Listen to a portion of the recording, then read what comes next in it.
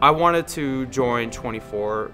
When I found out that they were a very vet-friendly company, they understand the veteran. I was in the National Guard. I was actually at 24 Hour Fitness, and I got the phone call earlier the day like, hey, we're being deployed to Germany, like you need to start telling everybody. And so I was excited, but at the same time I was like, well, what happens when I come back? So when I went and talked to my boss, he was more than understanding. He was like, yeah, like I completely understand. Like if you want a job back with us, like that's fine. Like we'll be glad to bring you back on board.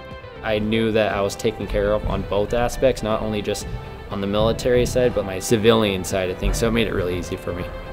They get it. They get if you're having a bad day. They get if you're stressed out. My manager, he was like, hey, just go take a break. I see it in your face. I see it in your eyes. Go outside, go relax for a bit.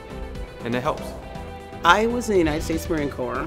The disciplines that I got from there and the energy, the camaraderie, the esprit de corps, they like to call it, in a gym. You ever watch people work out in a gym and when they're in a pack, it's that same kind of energy.